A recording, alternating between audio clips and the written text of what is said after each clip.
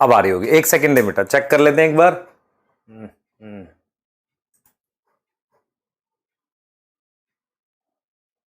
Hello, हाँ आ रही है आवाज। हेलो एवरीवन, बेटा स्टार्ट कर रहे हैं हम लोग lecture number 2 transport in plant में। और अभी साउंड आ रही है, चेक कर लो, पहली बार नहीं आ रही थी। और आप सब लोग मेरे को सुन पा रहे हैं, मेरे को देख पा रहे हैं और अपने अंदर की आवाज भी सुन पा रहे हैं कि आज बहुत सारी पढ़ाई करनी है। तो एक बार अगर आपको मेरी आवाज आ रही है तो ओके लिखो। हम लोग स्टार्ट करने वाले हैं लेक्चर को, फटाफट से जल्दी से ओके लिखो, थम्स अप बनाओ, जो आपको करना हो जल्दी से फटाफट से बता दो बेटा अगर आपको आवाज आ रही है तो। स्टार्ट कर रहे हैं हम लोग लेक्चर को, ठीक है, साउंड आ गई है, बहुत ही बढ़िया। हाँ ठीक है, बहुत सही, आवाज आ रही है आप लोगों को मेरी। अब हम स्टार्ट करने वाले हैं बेटा लेक्चर को। बहुत कैसे हैं आप लोग? एकदम बढ़िया। कल का दिन अच्छा गया? सबने पढ़ाई की? बता दो मुझे, है सबने सारे सब्जेक्ट की डीपीपीस बनाई, लेक्चर देखे? और एक जो दो डाउट मेरे को बच्चों से मिले उसको एक बार डिस्कस कर लेता हूं, ठीक है? हाँ हाँ, एक अजीब सी स्माइल आ जाती है यकीन बैच में आते हुए पढ़ाते हुए, एक स्पेशल स्माइल आ जाती है फेस पे, क्योंकि बहुत सारे मेरे अपने पुराने बच्चे भी हैं जो लास्ट ईयर भी पढ़े थे मेरे से, और नए भी हैं, और एक मतलब गोल की तरफ मूव करने वाले हैं, इसलिए अचानक से एक स्माइल आ जाती है, ठीक है? हाँ, तो मुझे लग रहा है कि आपने कल का सारा काम किया। एक रिपोर्ट ले लेते हैं, सबने सारा काम किया बेटा? कल के सारे लेक्चर देखे, सारी डीपीपीस बनाई? बहुत सही, बहुत ही बढ़िया। हाँ, सबने ओके लिखा है, इसका मतलब सब मेहनत करनी स्टार्ट कर दी है। देखो बेटा, शुरू सब करते हैं लेकिन बीच में स्लो नहीं होना है ना? इस बात को ध्यान रखना है। तो अब मेरी आवाज, अपने अंदर की आवाज सुनते रहना। और दूसरा, एक मेरे को डाउट मिला बच्चों का कि क्या सर हम नोट्स दोबारा से बनाएं। देखो एक चीज करते हैं, आप 3-4 दिन 5 दिन लेक्चर देखो, पहले नोट्स भी बनाते रहो अगर आपको लगता है। अगर आपको लगता है ज्यादा फायदा नहीं हो रहा है फिर नहीं करना। एक्चुअल में क्या होता है मैं आपको बताता हूं। अब बहुत सारे बच्चे जिनका कोई पर्टिकुलर चैप्टर कंप्लीट होता है, मतलब जैसे हम ये कहते हैं कि उनको मान लो बायो आती है, तो उनको कई बार ऐसा फील होता है ज्यादा ध्यान फिजिक्स केमिस्ट्री में देना चाहिए, उससे कई बार बायो नेग्लेक्ट हो जाती है। और ये बात उन्हें कब पता चलती है? जब 3-4 महीने निकल जाते हैं तो उन्हें लगता है यार अब बायो वीक हो गई। तो पहले कुछ दिन सारी पढ़ाई करो, सारे लेक्चर्स देखो, सारे नोट्स बनाओ, अभी करो पहले 4-5 दिन, फिर आप धीरे धीरे उसमें सिलेक्टिव होना, क्योंकि ये 4-5 दिन आपको कैसे हेल्प करेंगे? आप फ्लो में आ जाओगे, एक बार पढ़ाई के फ्लो में आ जाओ दोबारा से। क्योंकि वो 5 दिन 10 दिन गए ना जिसमें थोड़ा कम पढ़ा, नहीं पढ़ा, परेशान रहे, डिप्रेस रहे, वो टाइम जाने दो ना भाई। 5 दिन बढ़िया पढ़ाई करो, फिर देखते हैं क्या करना है ना? है कि नहीं? बहुत सही, ठीक है। हाँ, एक बार मतलब डीपीपीज में सारे क्वेश्चन नहीं बनेंगे, आज मैं करा दूं उसके बाद बनेंगे, है ना? कुछ क्वेश्चन पहले के थे तो आप परेशान मत हो। बस मैं ये कह रहा हूं कि एक बार थोड़ा फ्लो में आ जाओ, है ना? एक बार आप फ्लो में आ गए तो कर जाओगे। लाइफ में बेटा यही तो होता है, एक वो मतलब कहते हैं ना कि एक पुश आना की जरूरत होती है। शायद ये वही साल है जो आपका पुश है, ठीक है? इस मोटिवेशन के साथ लेक्चर को स्टार्ट करते हैं, ठीक है बेटा? हैंड रिटन थोड़ा सा लिख लिया है, मैं आपको मोस्ट प्रोबेबली कल या नेक्स्ट लेक्चर के साथ पूरे कंप्लीट चैप्टर के handwritten notes transport in plant के मैं दे दूंगा आपको, परेशान नहीं होना, है ना? थोड़ा सा समय लगेगा बेटा उसमें बस, ठीक है? और वो आपके लिए स्पेशल चीज है, इस साल करेंगे, हर एक चैप्टर के देंगे आपको। क्लियर? कुछ के पहले से प्रिपेयर कर लेंगे, अब आपको मतलब पहले से ही प्रिपेयर करके रखेंगे, हर एक चैप्टर के मैं खुद से दूंगा आपको। उसके अलावा बेटा मैं डीपीपीस को 2 से 3 तरीके की देने वाला हूं। सबसे पहली बेसिक लेवल की डीपीपी जो आपकी जा रही है, और कुछ और क्वेश्चन दूंगा जिसे अभ्यास बोलेंगे। एक डीपीपी जिसमें काफी सारे क्वेश्चन होंगे जो चैप्टर कंप्लीशन पे मिलेगा, उसे हम सक्षम बोलेंगे। और एक ट्रिकी क्वेश्चन की डीपीपी होगी जो आपकी मर्जी है बनाओ मत बनाओ, है ना? वो थोड़ा सा मतलब हायर लेवल की होती है, एम्स, या बोल सकते हो कि वो थोड़ा मुश्किल क्वेश्चन टाइप के होंगे। और मुश्किल का मतलब मैं एनसीईआरटी से ही रखूंगा, उसको हम क्या बोलेंगे? मंथन बोलेंगे। तो उस तरह की डीपीपीस भी आपके लिए इस साल एक नई चीज कर रहे हैं, ठीक है? चलें? क्लियर है बेटा? हाँ सही है। तो चलिए स्टार्ट कर लेते हैं आज की जर्नी, और एक बार कॉन्सेप्ट रिवीजन ले लेते हैं। अब आप मेरा रूल सुने ध्यान से। जब मैं आपसे बात नहीं कर रहा हूं, मेरे हाथ में फोन नहीं है, इसका मतलब मैं चैट नहीं कर रहा हूं, तो आप मेरे साथ चैटे नहीं करेंगे। चैटे मतलब ग्रुप ऑफ चैट, वो नहीं करेंगे। आप चुपचाप मेरी बात सुनेंगे। जब मेरे हाथ में फोन है, मैंने आपसे पूछा डाउट पूछो, तो आप अपना मैसेज लिखेंगे, उसमें मुझे जेन्युइन डाउट मैसेज करो तो अच्छा रहेगा। जरूरी नहीं है पूछना है, अगर नहीं आ रहा तो मत पूछो, ठीक है? चल रहे, ठीक है, बहुत ही बढ़िया। चलो अब स्टार्ट कर रहे हैं lecture number 2 transport in plant में। और बहुत सारे बच्चे जो भी हमारे साथ जुड़ गए हैं उनका बहुत बहुत स्वागत है। पिटाई कर दूंगा जो मैं से उम्मीद करता है कि सर स्वागत करे हमारा। बेटा कोई स्वागत नहीं कर रहे है ना, डांट के पढ़ाने वाले हैं पूरे साल, कोई स्वागत वागत नहीं करने वाला मैं। मतलब मेरे को सबसे इरिटेशन लगता है कि मैं आपका स्वागत करूं कि मतलब आ गए तुम, बहुत बढ़िया, पढ़ने आए हो मास्टर रूम में, ठीक है। चलो अब ध्यान से देखो, आगे देखो बेटा, स्टार्ट करेंगे। आज का गोल हमारे पास फैसिलिटी ट्रांसपोर्ट, एक्टिव ट्रांसपोर्ट और वाटर पोटेंशियल का हो सकता है। हम लोग इंट्रोडक्शन ले लें, ठीक है। ये आपको मैंने बताया। दूसरा बेटा हमारे पास क्या है, ये टॉपिक्स थे, ठीक है। अब हम क्या करते हैं बेटा, कॉन्सेप्ट रिवीजन करेंगे, है ना। कॉन्सेप्ट रिवीजन करेंगे, ठीक है। क्लियर, कॉन्सेप्ट रिवीजन करने वाले, एक सेकेंड दे दो बस, ठीक है, हाँ क्लियर, सही है। कॉन्सेप्ट रिवीजन का मतलब होता है मैं लास्ट क्लास में पढ़ाए हुए टॉपिक को एक बार रिवाइज करता हूं हर क्लास में। वो मेरे लिए बहुत जरूरी है और आपके लिए भी। लास्ट क्लास में सबसे पहले हम लोग ट्रांसपोर्ट की बात कर रहे थे। मैंने ये बोला था एनिमल और प्लांट के ट्रांसपोर्ट, ध्यान से सुनना है। अब चैट नहीं करनी, चैटें नहीं करनी, सुनना है मेरी बात को, ध्यान से सुनो। लास्ट क्लास में हमने ये पढ़ा था कि प्लांट में बड़ा आपको अजीब फील होगा कि अगर आप ये देखेंगे कि किस तरीके से ट्रांसपोर्ट बहुत दूर दूर तक होता रहता है। इस तरह के ट्रांसपोर्ट को, दिस टाइप ऑफ ट्रांसपोर्ट एक स्पेशल होता है कि बहुत नीचे से लेकर चीज ऊपर मूव कर जाती है। प्लांट और एनिमल के ट्रांसपोर्ट में एक बेसिक डिफरेंस होता है। प्लांट का ट्रांसपोर्ट हमारे पास कैसे होता है बेटा, प्लांट का ट्रांसपोर्ट हमारे पास लॉन्ग डिस्टेंस होता है एनिमल के कंपैरिजन में। प्लांट में कोई हर्ट वगैरह नहीं होता, सर्कुलेटरी सिस्टम नहीं होता। तीसरी चीज, प्लांट में गैस का कोई डीप ट्रांसपोर्ट नहीं होता है, सुपरफिशियल ट्रांसपोर्ट होता है। उसके बाद मैंने कहा था कि यार प्लांट में चलो जानते हैं कि किस चीजों का ट्रांसपोर्ट होता है। प्लांट में 4 सब्सटेंस का मेनली ट्रांसपोर्ट होता है, पानी, फूड, हार्मोन्स और मिनरल। इन 4 चीजों का ट्रांसपोर्ट हमारे पास प्लांट में होता है। अब इन चारों चीजों में सबसे पहले मैंने आपको यह बताया था कि पानी मेरे पास इनऑर्गेनिक चीज है, फूड मेरे पास ऑर्गेनिक है, मिनरल्स मेरे पास ऑर्गेनिक और इनऑर्गेनिक है, और मेरे पास हार्मोन्स डेफिनेटली ऑर्गेनिक होते हैं। ऑर्गेनिक का मतलब उसे प्लांट ने खुद बनाया, पानी प्लांट ने नहीं बनाया। मिनरल्स क्या होते हैं बेटा, कुछ मतलब मिनरल्स वो होते हैं जो प्लांट बनाते हैं। For example amino acid plant बनाता है, किससे, अमोनिया से। तो अमीनो एसिड को हम कह सकते हैं नाइट्रोजन की ऑर्गेनिक फॉर्म, अगर मैं उसे मिनरल कंसीडर कर रहा हूं तो। आपके पास मिनरल ऑर्गेनिक इनऑर्गेनिक हो गए, फूड मेरे पास ऑर्गेनिक होता है, हार्मोन मेरे पास ऑर्गेनिक, और मेरे पास क्या होगा, पानी मेरे पास इनऑर्गेनिक होगा। अब हम बात करते हैं डायरेक्शन ऑफ ट्रांसपोर्ट की। मैंने ये समझाया था आपको कि जो जाइलम है, जाइलम मेरे पास कैसा होता है भाई, जाइलम मेरे पास कैसा होता है, जाइलम में ट्रांसपोर्ट हमेशा यूनिडायरेक्शनल होता है, फ्लोएम में ट्रांसपोर्ट मल्टी डायरेक्शनल होता है। पर मैं रिपीट करूंगा इस बात को, अब हम आगे जब जाएंगे जहां पर फ्लोएम का प्रॉपर ट्रांसपोर्ट का एक मैकेनिज्म दे रखा है, वहां बाई डायरेक्शनल भी लिखा हुआ है। तो दोनों पॉसिबिलिटीज हैं, बाई डायरेक्शनल और मल्टी डायरेक्शनल। नेक्स्ट हम बात करते हैं फ्लोएम के बाद हम लोग बात करते हैं कि चीजों को कैसे मूव करना है। अगर पानी मूव करता है हमेशा वो जाइलम से मूव करता है, उसका ट्रांसपोर्ट यूनिडायरेक्शनल होगा। फूड का ट्रांसपोर्ट मेरे पास कैसे हो सकता है, लीफ से रूट में जा सकता है और लीफ से फ्रूट में जा सकता है। तो वो मेरे पास कैसा हो गया भाई, लीफ से फ्रूट और फ्रूट और रूट में जा रहा है, तो वो मल्टी डायरेक्शनल पॉसिबल है। मिनरल्स मेरे पास अगर जाइलम से जाएंगे तो यूनिडायरेक्शनल, और ओल्ड लीफ से यंग लीफ में मिनरल जा सकते हैं। कब, सनीसेंट लीफ में। ओल्ड लीफ से यंग लीफ में मिनरल जा सकते हैं सनीसेंट लीफ में। यह चीज हमें ध्यान रखनी है। इसके बाद मैंने क्या बोला था बेटा आपको, मिनरल के ट्रांसपोर्ट के बाद हमने बात की थी हार्मोन्स। हार्मोन्स का यूनिपोलर, स्ट्रिक्टली यूनिपोलर होता है, कुछ हार्मोन का मतलब यूनिडायरेक्शनल होता है। यह चीज हमने बात करी थी डायरेक्शन की। मैंने कुछ स्पेशल केसेस बताए थे, मैंने कहा था अच्छा एक चीज और, हमने ट्रांसपोर्ट के मोड को बोला था short distance, long distance. Short distance का मतलब होता है कम दूरी का ट्रांसपोर्ट।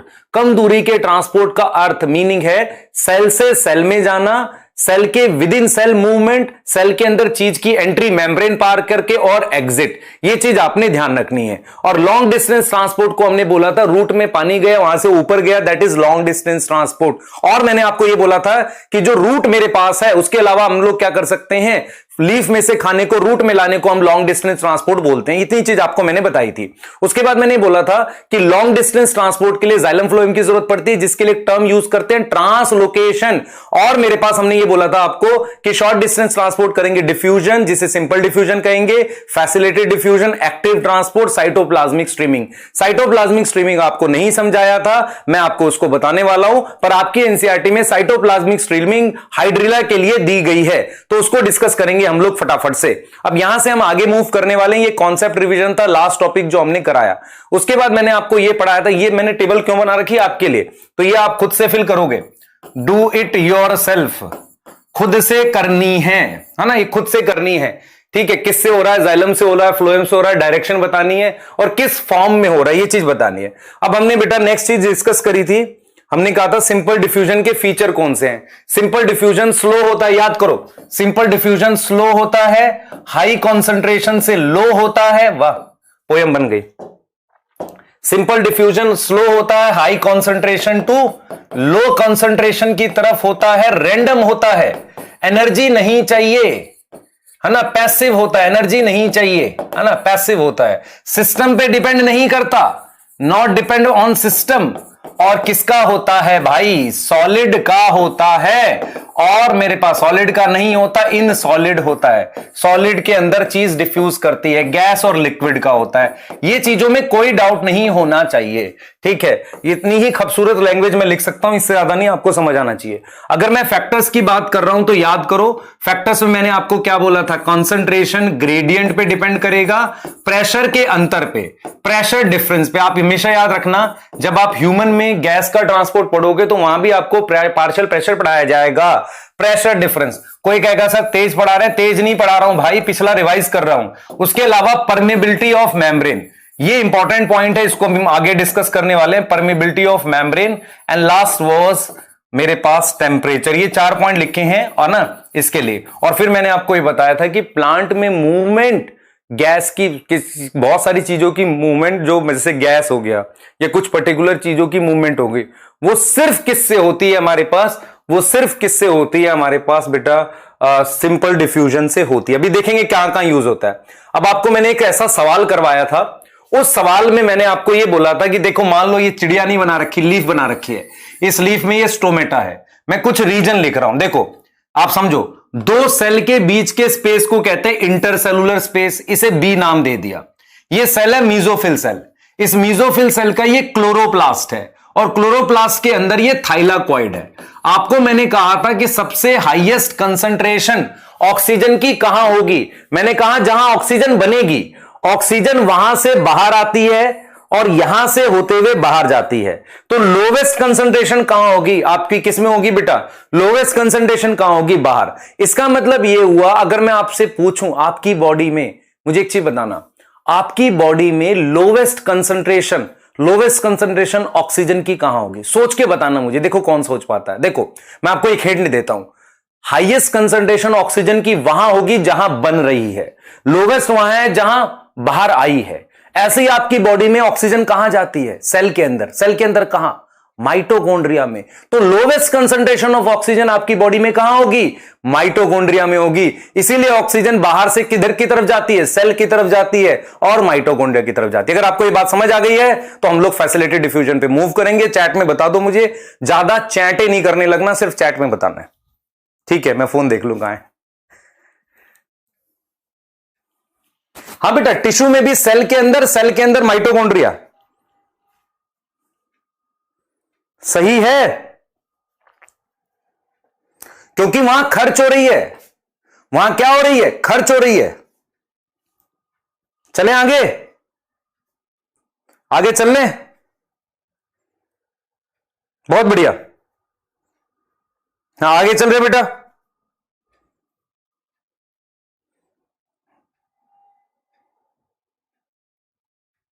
सही है, ठीक है, समझ आ गया आपको, बहुत ही बढ़िया, शानदार।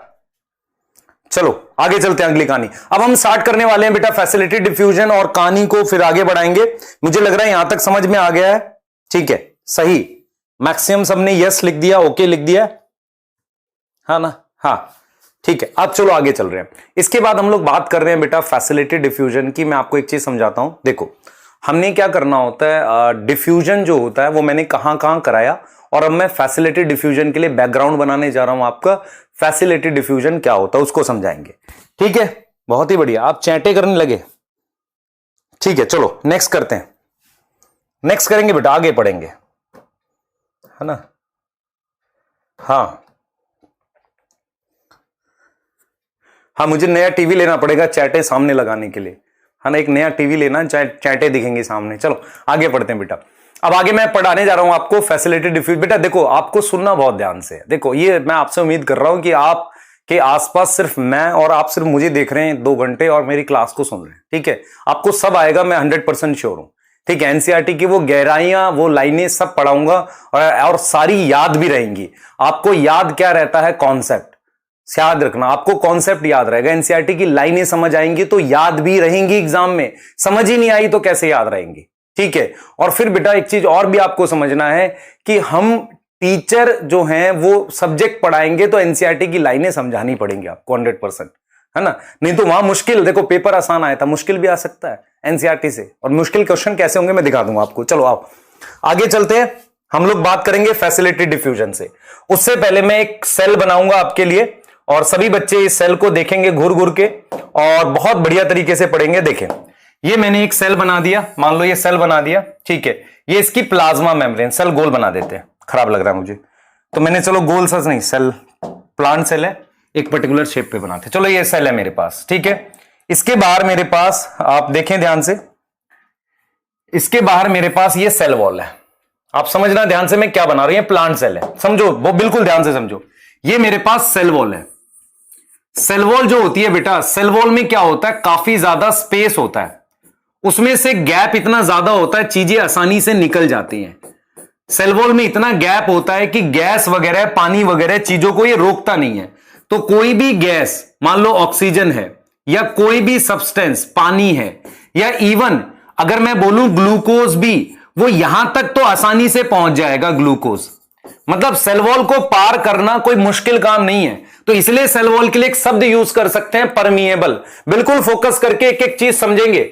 सेल वॉल क्या होती है, एक बड़ा सा, आप समझो ध्यान से, आपने घर में देखा हुआ जो मतलब घरों में लगा रहता है विंडोज पे, ऐसे बड़े बड़े, मतलब ऐसे कहते हैं ना खिड़कियां होती हैं, विंडो जो होती है उस पे लोहे का ऐसे लगा रहता है ना। तो उसमें इतना गैप होता है तो चीजें आ सकती है, लेकिन फिर हम कांच ग्लास लगा देते हैं तो चीजें रुक जाती है। पर वो किस लिए होता है कि हाँ भाई कोई बड़ी चीज मूव ना कर सके। तो सेल वॉल का मेन काम क्या होता है, कोई बड़ी चीज का अटैक नहीं होना चाहिए, बाकी छोटी चीजें तो आर पार चली जाती है। तो सेल वॉल के लिए तो परमिएबल लिख दिया।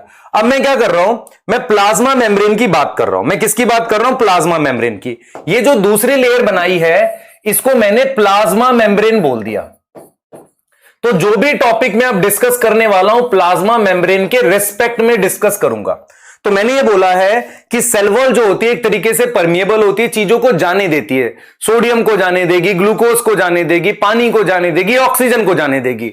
फिर मैंने प्लाज्मा मेम्ब्रेन उसके अंदर लिखा है। अब हम बात करने वाले हैं प्लाज्मा मेम्ब्रेन को लेके, बहुत ध्यान से सुनना बेटा। देखो प्लाज्मा मेम्ब्रेन जो होती है उसमें काफी सारी चीजों का सिंपल डिफ्यूजन हो सकता है। जैसे गैसेस जो होती हैं उनका सिंपल डिफ्यूजन हो सकता है। गैसेस क्या होती है, ऐसे सिंपल डिफ्यूज कर सकती है, ठीक है, सिंपल डिफ्यूज कर सकती है। मेरे पास जो पानी है, पानी भी डिफ्यूज कर सकता है, पर पानी के डिफ्यूजन को हम एक अलग नाम दे देते हैं, ऑस्मोसिस। अलग नाम दे देते हैं ऑस्मोसिस। जैसे मैं आपको बताता हूं, यहां ऑक्सीजन के 100 मॉलिक्यूल हैं, यहां 10 हैं, तो ये डिफ्यूजन भी ऐसा हो रहा है हाई कंसंट्रेशन से लो। तो इसका मतलब ये हुआ कि ये जो प्लाज्मा मेम्ब्रेन है, this plasma membrane not act as a barrier for gases and as well as water. Water का भी वो डिफ्यूजन अलाउ करती है, पर आपको ये समझ में आना चाहिए कि पानी का डिफ्यूजन कैसे होगा। यहां पानी के ज्यादा मॉलिक्यूल होंगे, यहां पानी के कम होंगे। पानी के डिफ्यूजन को हम क्या नाम देते हैं, ऑस्मोसिस नाम देते हैं। क्या नाम देते हैं, ऑस्मोसिस नाम देते हैं। तो पानी का भी डिफ्यूजन हो सकता है, इसका गैस का भी डिफ्यूजन हो सकता है। ये चीज समझ आ रही है। अच्छा, लेकिन मेरे पास एक मॉलिक्यूल था, ये देखो, this is lipid, this is lipid. ध्यान से देखना बेटा, दिस इज लिपिड, ये लिपिड है। लिपिड समझ में आता है, फैट फैट फैट, ऐसी कोई चीज है जो लिपिड है। अब लिपिड इसको तो पार कर लेगी, ये परमिएबल है, पर लिपिड जो है प्लाज्मा मेम्ब्रेन को पार करेगी कि नहीं, कर जाएगी, क्योंकि प्लाज्मा मेम्ब्रेन खुद लिपिड की बनी होती है। तो lipid can also cross membrane. तो इसके लिए मेम्ब्रेन क्या है? Membrane is permeable for lipid. क्योंकि मेम्ब्रेन क्यों है? परमिएबल क्यों है बेटा? परमिएबल मतलब आर पार जाना। तो membrane is permeable for lipid का क्या मतलब हुआ? आपको यह समझ में आना चाहिए, आपको यह समझ में आना चाहिए कि लिपिड जो है वाटर इनसॉल्युबल चीज है, और मेम्ब्रेन, सॉरी ध्यान सुनेंगे, लिपिड जो है हाइड्रोफोबिक है। हाइड्रोफोबिक मतलब एक वाटर रिपेलिंग जैसी चीज है, और मेम्ब्रेन भी वैसी है। तो लाइक डिजोल्व लाइक, मेम्ब्रेन खुद किसकी बनी हुई है? लिपिड की बाइलेयर है। तो लिपिड भी उसमें से ऐसा ही आर पार आ सकता है, और इसमें लिपिड की मूवमेंट डिपेंड करती है परमिएबिलिटी ऑफ मेम्ब्रेन पर। इसीलिए एनसीईआरटी ने लिखा है कि परमिएबिलिटी। अब थोड़ा सा कंफ्यूजन हुई, फिर से सुनेंगे। देखो, गैसेस कैन सिंपली डिफ्यूज, पानी can diffuse, water can diffuse. Now this lipid can also diffuse because lipid का ही बना हुआ मेम्ब्रेन है। तो लाइक डिजोल्व लाइक, आपस में घुल जाते हैं। लेकिन इसमें इंपॉर्टेंट चीज ये है कि ये मेम्ब्रेन कितनी परमिएबल है इस लिपिड के लिए। बहुत बड़ा लिपिड होगा तो शायद मुश्किल हो जाए, छोटा होगा तो पास हो जाएगा। और आपने पढ़ा भी है कि हार्मोन्स जो लिपिड के बने होते हैं वो मेम्ब्रेन पार कर लेते हैं। याद है आपको? मेम्ब्रेन पार कर लेते हैं, ये पढ़ा है आपने। अब यहां पे आ जाओ, कहानी देखनी हमने। यहां पर हम क्या देखेंगे? एक ऐसा मॉलिक्यूल है, एक ऐसा मॉलिक्यूल है जिसका नाम ग्लूकोज है। ये ग्लूकोज है। ग्लूकोज खुश तो हो रहा है पर जाने नहीं दे रहा इसको। ये सोडियम है, सोडियम। ग्लूकोज और सोडियम जो है वो खुद से कैसे हैं? वाटर सोल्यूबल चीजें हैं। अब वो इतना धीरे डिफ्यूज करेगा, ना के बराबर, मतलब लगभग ना के बराबर डिफ्यूज करेगा। तो इसका डिफ्यूजन नहीं हो पा रहा, इसका डिफ्यूजन इजी नहीं है। भले ही यहां पर हाई कंसेंट्रेशन हो, डिफ्यूजन इजी नहीं है। तो इसके लिए मुझे क्या करना पड़ेगा? इसकी मदद करनी पड़ेगी। तो मैं आपको जो टॉपिक पढ़ाने जा रहा हूं, मैं टॉपिक पढ़ाने जा रहा हूं फैसिलिटेटेड डिफ्यूजन। फैसिलिटेटेड, फैसिलिटेटेड का मतलब होता है मदद। किसकी मदद? डिफ्यूजन की मदद। अगर ये मूव करेंगे ऐसे, जहां पर हाई कंसंट्रेशन होगी, जहां लो होगी, हाई से लो की तरफ जाएंगे, पर ये जा नहीं पा रहे हैं। मेम्ब्रेन उतना आसानी से नहीं जाने नहीं दे रही। मान लो ये 100 साल में 2 ग्लूकोज के मॉलिक्यूल जाएं, हम कहेंगे यार ये तो इतना ही स्लो है, ना के बराबर है। तो इसीलिए इनकी मूवमेंट को फैसिलिटेट करना पड़ेगा। फैसिलिटेट का मतलब होता है इनकी मूवमेंट की गति को बढ़ाने के लिए, इनकी मूवमेंट को बढ़ाने के लिए कुछ करना पड़ेगा। और इसीलिए हम यहां पर एक प्रोटीन के चैनल या एक तरीके से कैरियर लगाते हैं जो चीजों की मूवमेंट में हेल्प करते हैं, जिसे हम क्या बोलते हैं? Facilitated diffusion. क्या आपको कॉन्सेप्ट क्लियर हुआ? गैस का सिंपल डिफ्यूजन होता है मेम्ब्रेन के आर पार, ठीक है, पर मेम्ब्रेन की थिकनेस मैटर करती है। इसलिए एल्वेलाई में 3 ही लेयर, एल्वेलाई, ब्लड और उसके बीच में बेसमेंट मेम्ब्रेन, 3 ही लेयर होती हैं। थिकनेस कम होनी चाहिए, ठीक है। पानी भी डिफ्यूज कर सकता है पर उसके लिए कुछ फोर्स चाहिए, वो भी हो सकता है। उसके साथ मेरे पास कौन मूव कर सकता है? लिपिड मूव कर सकता है। उसके बाद मेरे पास ग्लूकोज और सोडियम जो वाटर सॉल्युबल चीजें हैं, उनका बड़ा ही स्लो डिफ्यूजन है, इसलिए उनकी मदद करनी पड़ेगी। और उस मदद करने को हम क्या बोलेंगे? Facilitated diffusion. कौन मदद करेगा? एक खास तरह की प्रोटीन होती है जिनके बीच के, देखो प्रोटीन के अंदर का एनवायरमेंट हाइड्रोफिलिक है, वहां से जाना आसान है, इसलिए हम कहते हैं उसे फैसिलिटेटेड डिफ्यूजन। क्लियर है? समझ आया? बता दो बेटा, अरे बता दो, समझ आ गया? हां, कोई ना लैग हुआ, बढ़िया चल रहा है, एकदम मजा आ रहा है। समझ नहीं आया बेटा? मेरी बात समझ। क्यों नहीं समझ आया? देख, फिर देख। ऑक्सीजन तो सिंपल हाई कंसंट्रेशन लो मूव कर रहा है, पानी मूव कर रहा है, लिपिड भी मूव कर सकता है, पर ग्लूकोज और सोडियम जो है एक वाटर सोल्यूबल चीजें हैं, मेम्ब्रेन लिपिड की बनी हुई है, वो जाने नहीं देगा उसको। क्लियर है? जल्दी बताओ। हां, ठीक, चलो, इतनी सब बात समझ में आ गई, ठीक है। हां, इतनी बात आपको समझ में आ गई। आपने चैटें कर दी मेरे साथ, और बहुत सारी चैटें लिखकर आपने, ठीक है। हां, ठीक, डन। चलो आगे चलते हैं हम लोग। अब मैं आपको फैसिलिटेटेड डिफ्यूजन डिटेल में समझाने वाला हूं, पर आपने सिंपल ये समझ लिया। अगर आपसे कोई पूछे किन किन चीजों का सिंपल डिफ्यूजन हो सकता है, गैस का, पानी का और लिपिड का, किसका नहीं होगा? वाटर सोल्यूबल सब्सटेंस का। एनसीईआरटी ने एक शब्द यूज किया, हाइड्रोफिलिक मोइटी। हाइड्रोफिलिक मोइटी मतलब हाइड्रोफिलिक सब्सटेंस, ठीक है, हाइड्रोफिलिक मोइटी शब्द यूज किया है। चलो आगे चलते हैं भाई, फैसिलिटेटेड डिफ्यूजन का मतलब समझाते हैं। फैसिलिटेटेड का मतलब है मदद, मदद कर रहा है, हेल्प कर रहा है। किसमें हेल्प कर रहा है? डिफ्यूजन में, है ना, डिफ्यूजन में, सही है। डिफ्यूजन को क्या बोलते थे? विसरण, पता नहीं, शायद हिंदी में तो विसरण ही बोलते थे, छोड़ो जान दो। डिफ्यूजन में हेल्प कर रहा है, तो हेल्प हो गया बेटा। फैसिलिटेट का मतलब हो गया हेल्प।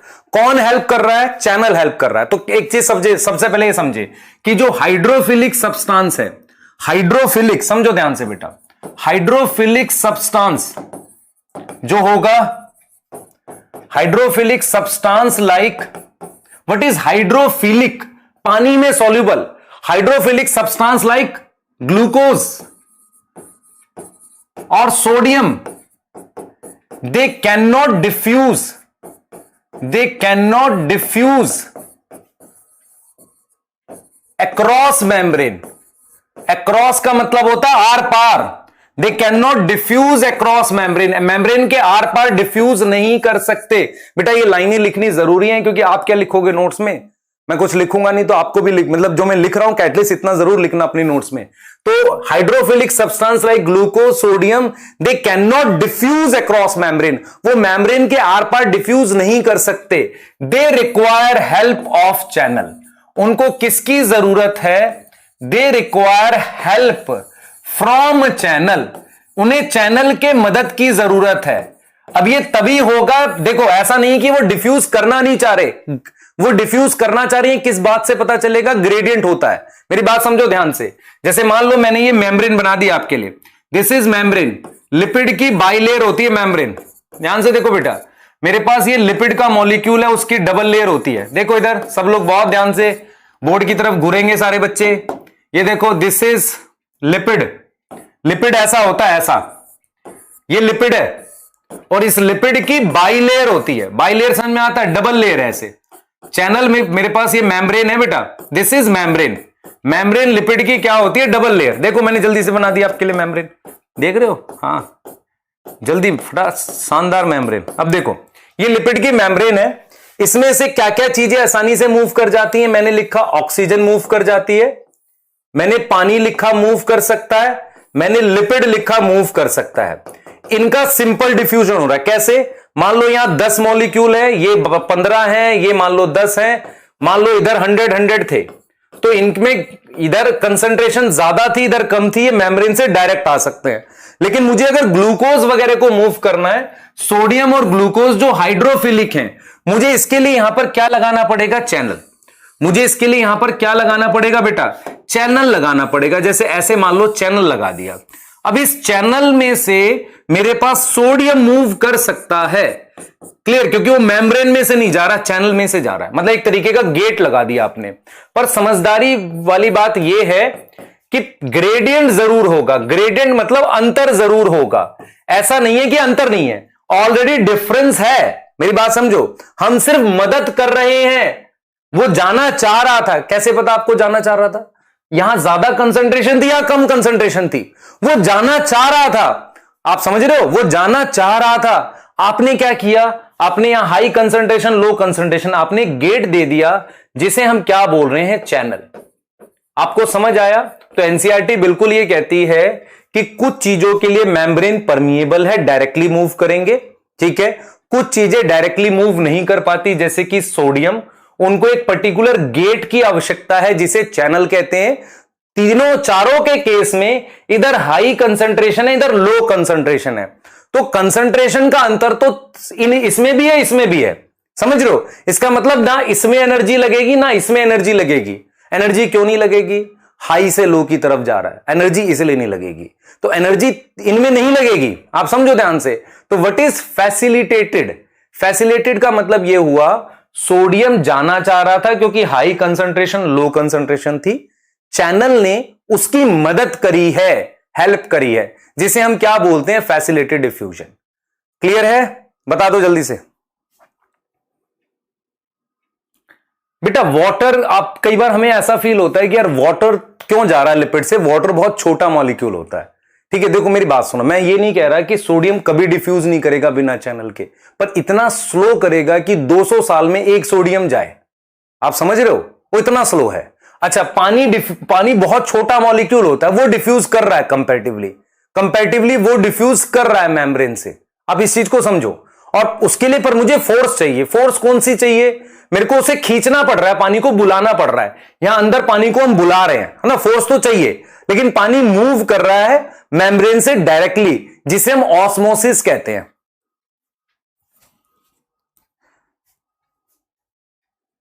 है ना? हाँ हाँ, मैं हरियाणा में पढ़ा रहा होता तो बच्चे कहते मौज करा दी सर जी। ठीक है, आगे आ जाओ भाई। ठीक है, क्लियर? हाँ, और ये एक बड़ी बात नहीं है, आप कुछ महीने रुको, है ना। सभी मेडिकल कॉलेज में हम मतलब कहते हैं अच्छे क्वालिटी के डॉक्टर्स होंगे। कैसे? क्योंकि हम आपको अच्छे मतलब तरीके से पढ़ाएंगे, और सभी मेडिकल कॉलेज में, है ना, अच्छे डॉक्टर्स होंगे जो लास्ट यकीन से बने, इस वाले यकीन से तो और ज्यादा बनेंगे, है ना। ठीक है, चलो। तो सिंपल डिफ्यूजन अकर फॉर पानी, गैस, गैस में बेटा दोनों आ जाएगा, ऑक्सीजन और CO2, और क्या आ जाएगा? और क्या आ जाएगा? लिपिड। यहां तक ठीक है? क्लियर? हाँ, ठीक है, क्लियर है। तो मैं बिल्कुल आपके लिए लिख दिया मैंने बात। मैंने क्या लिख के सुन लो ध्यान से। हाइड्रोफिलिक सब्सटेंस, अब हम इसको डिटेल में पढ़ने जा रहे हैं। ठीक है, डिटेल में पढ़ने जा रहे हैं। मैं आपको एक मेम्ब्रेन बना रहा हूं। ठीक है, मैं आपको मेम्ब्रेन बना रहा हूं, बहुत ध्यान से सुनेंगे बेटा। सबका ग्रेडियंट अलग अलग होगा, कोई बात नहीं, स्पीड अलग अलग होगी। मेरी बात सुनो ध्यान से। देखो भाई, देखो मेरे पास, समझना ध्यान से। अगर ऑक्सीजन का ग्रेडियंट अलग है तो उसकी स्पीड अलग होगी, CO2 की स्पीड अलग होगी। डिपेंड करता है ग्रेडियंट पे। ठीक है, क्लियर है? ठीक है, क्लियर, बहुत बढ़िया। एनर्जी नहीं चाहिए इनके लिए, एनर्जी नहीं चाहिए। आ जाओ जरा इस डायग्राम को देखते हैं, इस डायग्राम को देखते हैं, आपकी बातें और क्लियर करते हैं। तो देखो मेरी बात सुनो ध्यान से।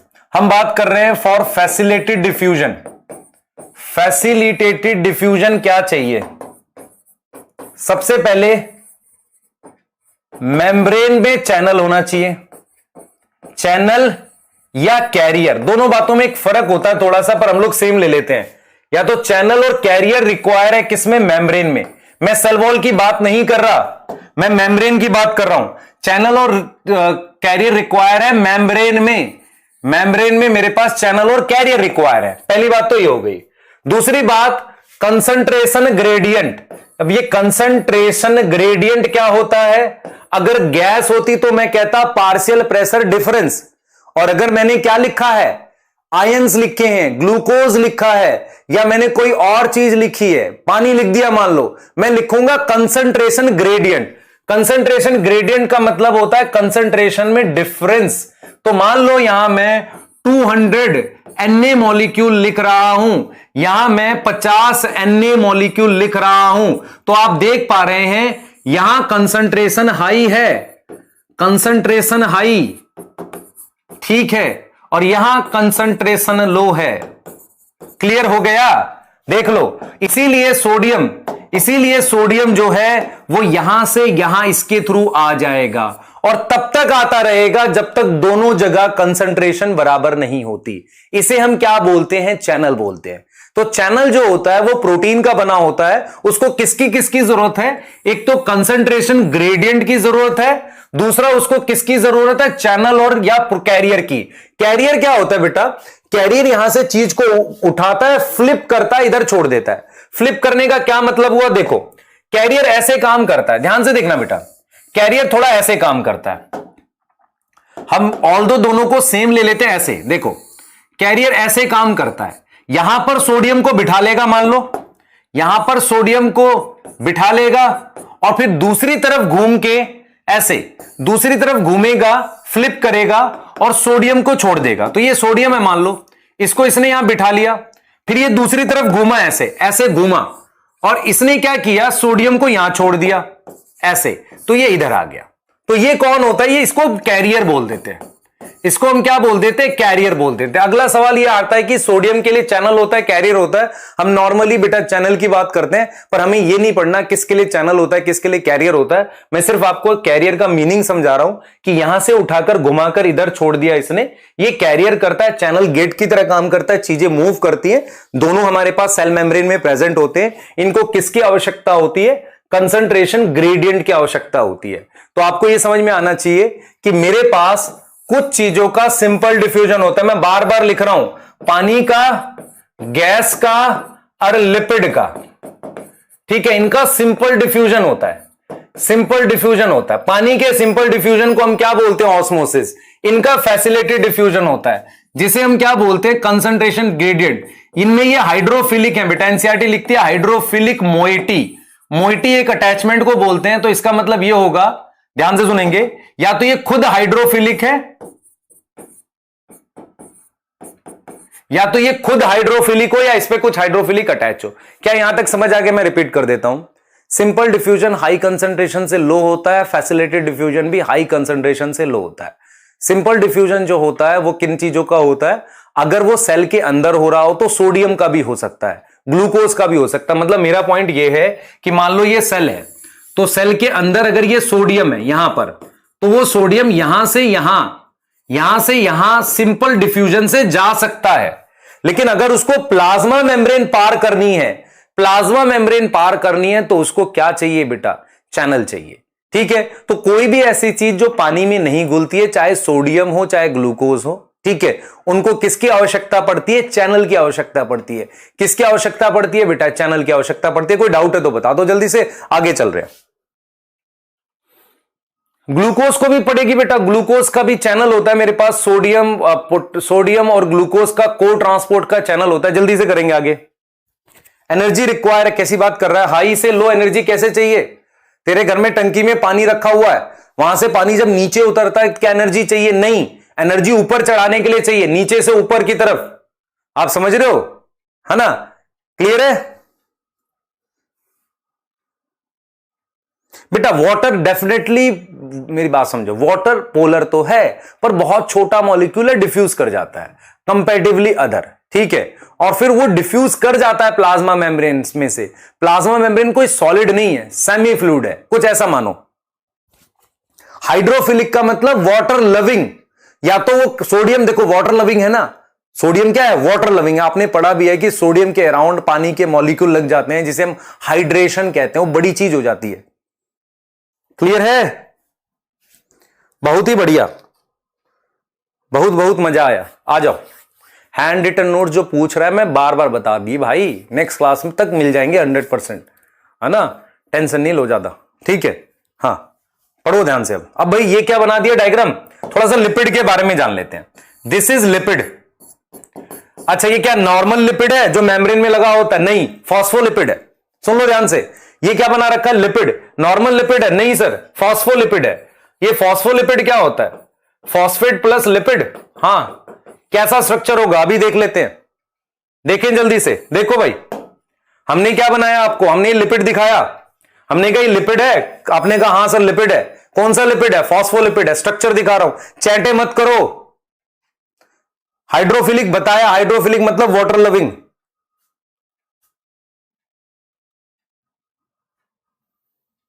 क्लियर? हाइड्रोफोबिक होता है यार, वाटर रिपेलिंग। क्या कर रहे हो? अंग्रेजी भी खराब है तुम्हारी। बायो में कुछ कर लो, नहीं तो कहीं कुछ नहीं होने का, है ना? इंग्लिश हमारी जैसी खराब रहे चल जाएगी, लेकिन बायो में कुछ बढ़िया कर लोगे, डॉक्टर बन जाओगे तो ठीक है। हिंदी में बात कर लेना पेशेंट से, है सही है? पैसे ही तो लेने हैं, है ना? डॉलर थोड़ी लेने हैं तुमने। अभी इंडिया में रहना कोई दिक्कत नहीं है, बढ़िया, इंडिया में सेवा करेंगे हम लोग। देखो, दिस इज लिपिड, फॉस्फोलिपिड है। फॉस्फोलिपिड के बारे में जानते हैं। देखो, मैंने ये फॉस्फोलिपिड लिखा है बेटा। किसी भी फॉस्फोलिपिड में आप अगर ध्यान से देखेंगे, हम ऐसा स्ट्रक्चर बनाते हैं, इसे हम क्या बोलते हैं? इसे पोलर हेड बोलते हैं, एक तरीके का पोलर हेड बोलते हैं बेटा।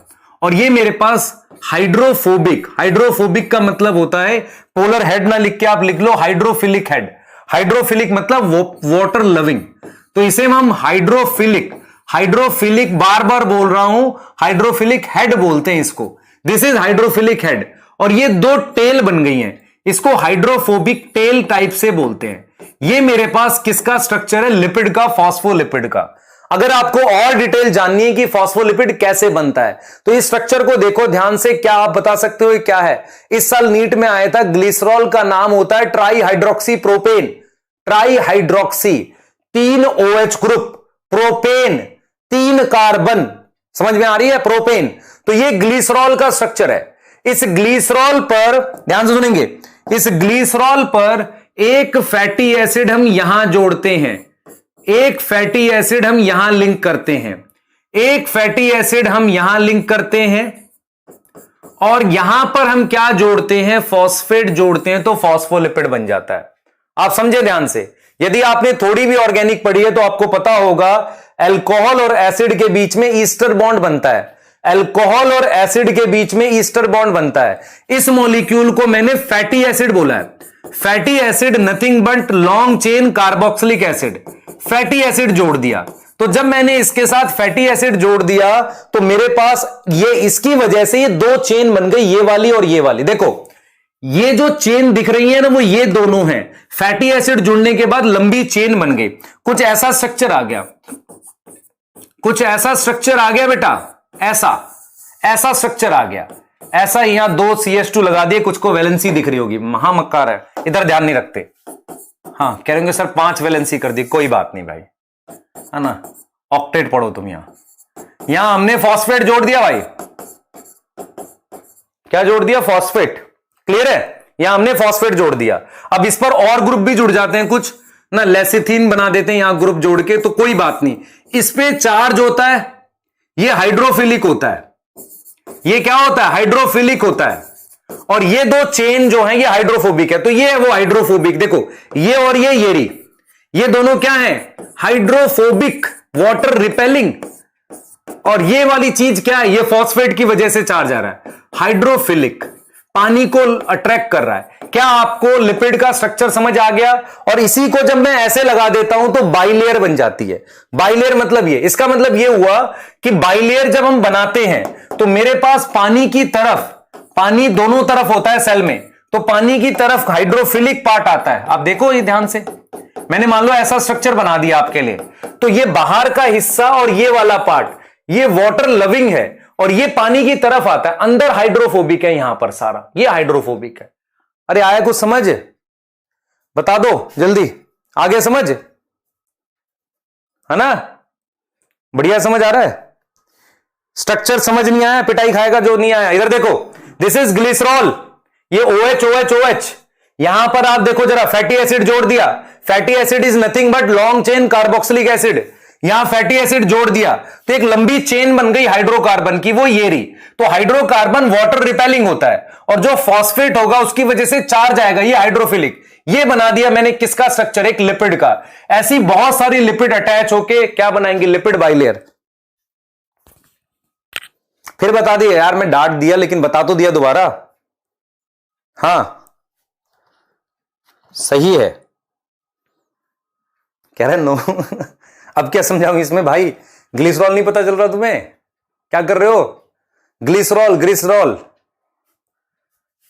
हाँ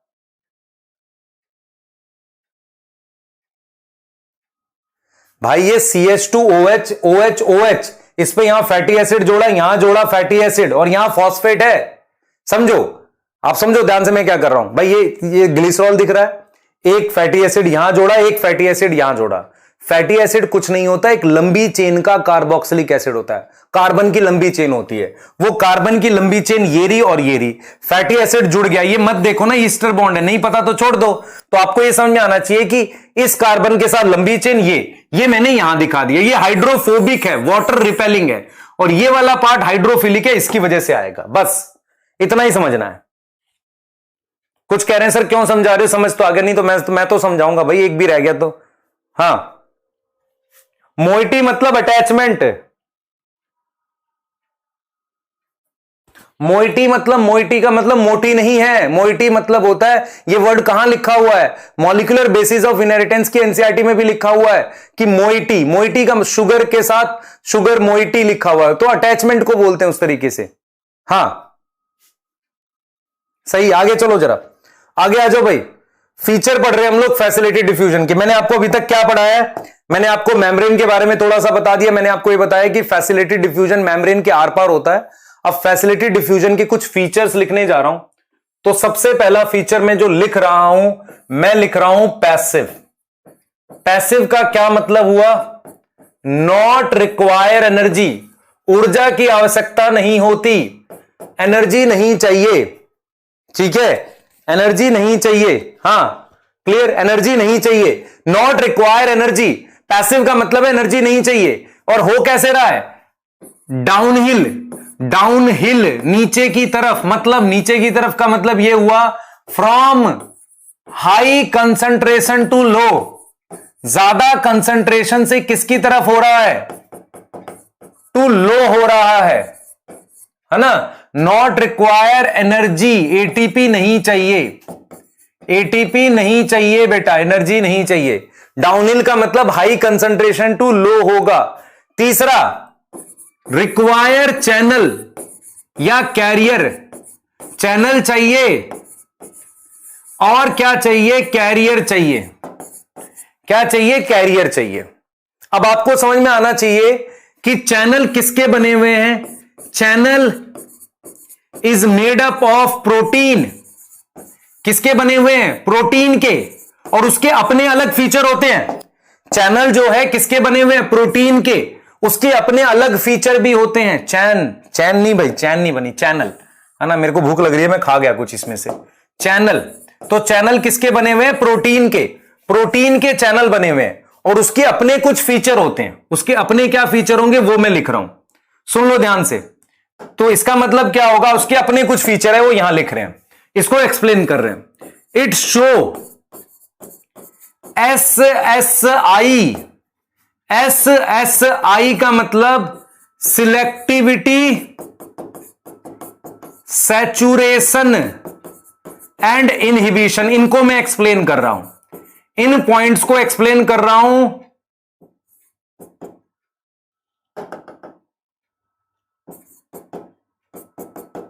ये तीनों एक्सप्लेन कर रहा हूं, यहां तक समझ आना चाहिए। यहां तक किसी को कोई डाउट नहीं होना चाहिए, पूछ लो। कोई डाउट है यहां तक, जल्दी पूछो, पूछो जल्दी। जिसने इन तीनों में से लिखा पिट जाएगा मुझसे। सिलेक्टिव स्पेसिफिक करा रहा हूं, ये कहां पता है, मैंने कहा ना, भी बता रहा हूं इसको। इनमें से पूछो ना, ये क्यों लिख रहे हो, मतलब अगर आपको कोई अधिकार मिल रहा है तो उसका गलत फायदा उठा रहे हो। हाँ, ये तीनों समझा रहा हूं, इनमें से पूछो। देख सैचुरेशन लिख रहा है एक, भगवान।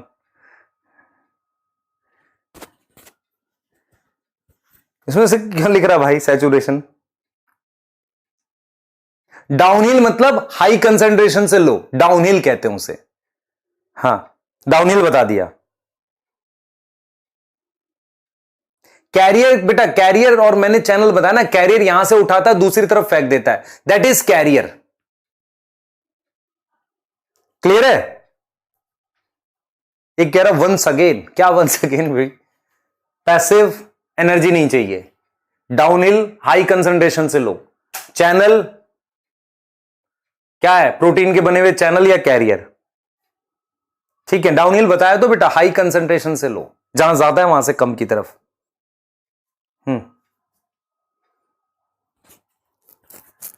ठीक है, channel is made up of, देखो बेटा आपको पास पूरा अधिकार है डाउट पूछने, कोई दिक्कत नहीं, सिर्फ डांट इसलिए रहे हैं कि ध्यान से सुनो ना।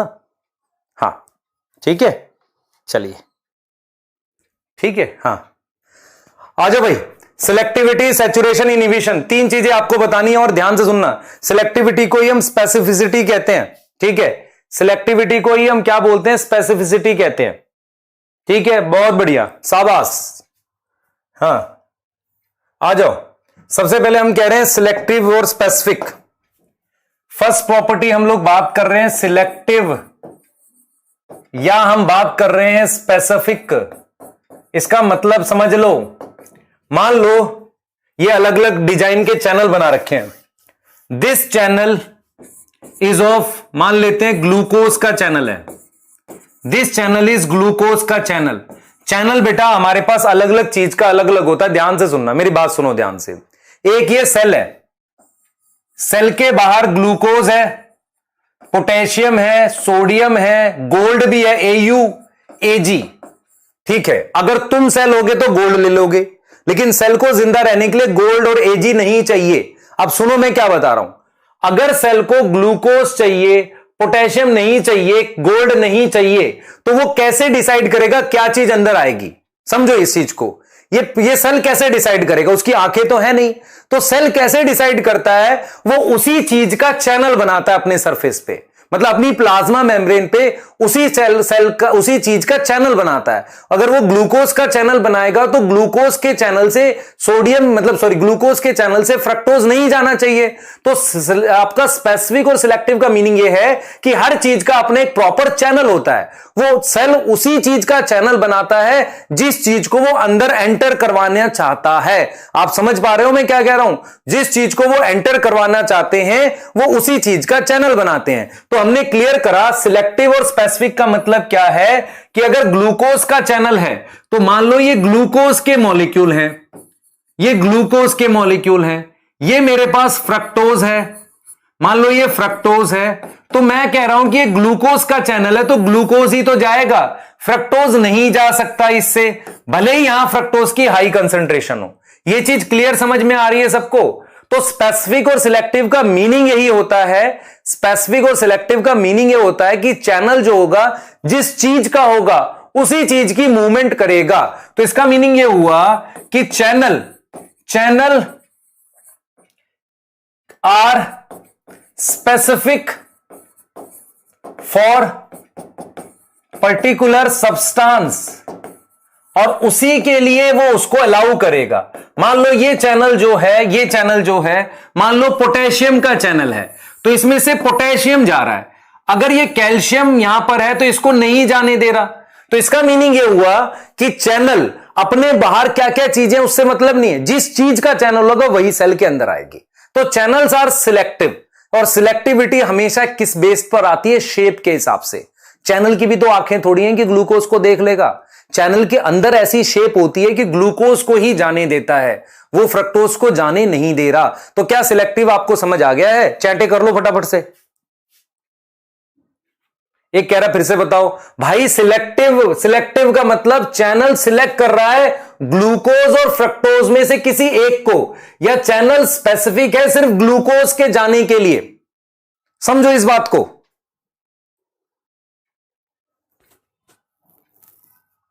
क्लियर है? चैनल प्रोटीन का बना हुआ है बेटा, और उसकी शेप होती है। मैं अगर आपसे ये पूछूं नेचर में ऐसी कौन सी चीज बनाई जो शेप के अकॉर्डिंग काम करती है? प्रोटीन ही तो बनाई है सबसे ज्यादा।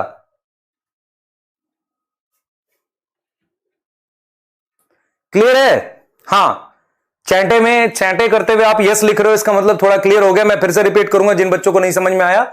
मेरे पास किसी भी सेल की प्लाज्मा मेम्ब्रेन पर किस तरह के चैनल होते हैं वही चीज अंदर आती है। सेल अपने आसपास की सभी प्रकार की चीजों में से सिलेक्ट कर सकता है कि कौन सी चीज को अंदर लाना है, बशर्ते उसका चैनल होना चाहिए। एक चैनल अगर मान लो ग्लूकोज का है, उसमें से फ्रक्टोज नहीं जाएगा। मान लो ये चैनल ऐसा है जो ग्लूकोज और सोडियम दोनों का है, तो दोनों भी जा सकते हैं, पर इसमें से ऐसा नहीं है कि कैल्शियम चला जाएगा।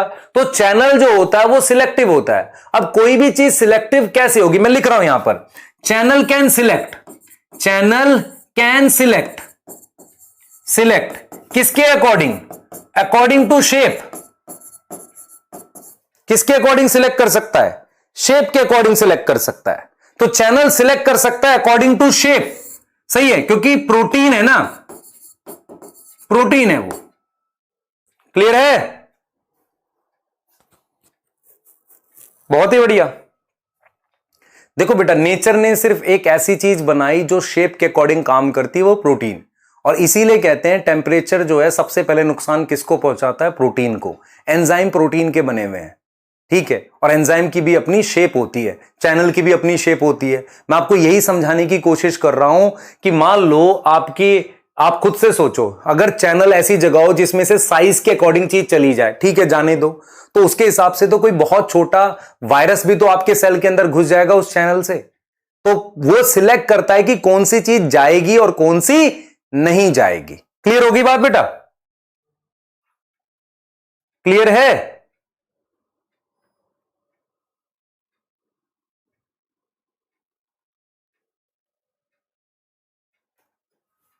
क्लियर? हां, सही है। कैरियर, चैनल, ये सिलेक्टिव होते हैं बेटा चीजों को लेके, हमेशा याद रखो। सिलेक्टिव का मतलब किसी पर्टिकुलर चीज को जाने देते हैं। आगे चल रहे हैं भाई, आगे चल रहे हैं। दूसरी प्रॉपर्टी है सैचुरेशन। ये चैनल की प्रॉपर्टी है बेटा, और चैनल की प्रॉपर्टी का मतलब फैसिलिटेड डिफ्यूजन की प्रॉपर्टी है। सैचुरेशन क्या होता है? सैचुरेशन शब्द का मतलब समझो, पहले मेरी बात सुनना ध्यान से। मान लो ये किसका चैनल है? This is channel for Na। ये सारे Na के चैनल है। Na क्या होता है? Na होता है हमारे पास सोडियम। ये सारे सोडियम के चैनल है। इस चैनल में से सोडियम के जाने का जो रेट है वो ऐसा है कि फ्रॉम चैनल, देखो समझो पहले चीजों को, मैं ऐसे लिख रहा हूं, फ्रॉम वन चैनल मेरे पास एक Na 2 सेकंड में जाता है। समझो, एक Na यहां से, मान लो यहां 10 Na है और यहां 2 Na है, तो एक Na कितने सेकंड में पास होता है? 2 सेकंड में। कहां से? एक चैनल से। ठीक है, क्लियर। अभी मान लो ये नहीं थे, ये चैनल नहीं थे, अभी आपने क्या किया? एक चैनल और दे दिया इसे।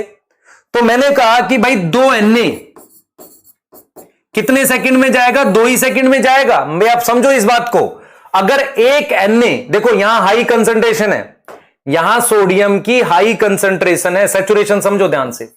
हमने क्या किया है? एक प्लाज्मा मेम्ब्रेन ऐसे ड्रॉ कर ली है, उस पर मैंने ये सारे चैनल सोडियम के बनाए हैं।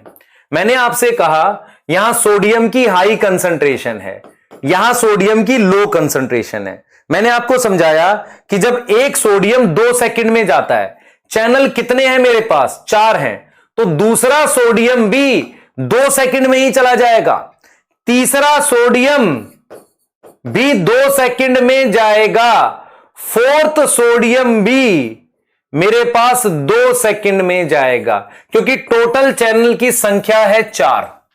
इसका मतलब यह हो गया, इस देखो मेरे पास किसकी स्पीड दे रखी है? चैनल की। तो चैनल में से मैं आपको एक एग्जांपल देता हूं। मान लो आपने मेट्रो ट्रेन देखी है, मैं आपसे कहूं कि मेट्रो के गेट खुले, मेट्रो के गेट में से, एक गेट में से 5 लोग निकलते हैं एक बार में। ठीक है, तो आप कहोगे सर एक गेट में से 5 जा रहे हैं। मैंने कहा 2 गेट हैं, तो आप कहोगे 10, टाइम तो उतना ही रहेगा जो 5 का लगा। 3 गेट होंगे 15, लेकिन टाइम तो वही रहने वाला है। 4 गेट होंगे 20, उतने ही टाइम में 20 लोग निकल जाएंगे। आपको समझ आ रहा है मैं क्या कहना चाह रहा हूं? अच्छा, मैंने कहा कि एक गेट में से 5 लोग निकलते हैं 1 सेकंड में, यह चीज समझो ध्यान से। तो 1 सेकंड में 20 लोग निकल जाएंगे अगर 4 गेट होंगे। समझ आ रहा है? ऐसे ही मैं क्या कर रहा हूं, 2 सेकंड में 1 सोडियम जा रहा है, तो 2 ही सेकंड में, क्योंकि 4 चैनल है ना, ये चले गए। लेकिन अगर आपको मान लो 5वां Na ले जाना है, तो फिर आपको सेकंड बढ़ा के 4 सेकंड करना पड़ेगा। 6ठा Na ले जाना है तो 4 सेकंड करना पड़ेगा। 7 Na 4 सेकंड, 8 Na 4 सेकंड। इसका मतलब अगर आप ध्यान से देखो, मैक्सिमम स्पीड कितनी आ गई? मैक्सिमम स्पीड आ गई आपके पास, चाहे इससे निकाल लो चाहे इससे निकाल लो, दैट इज 4 Na पर 2 सेकंड। ये मैक्सिमम स्पीड है किसकी? मेम्ब्रेन की।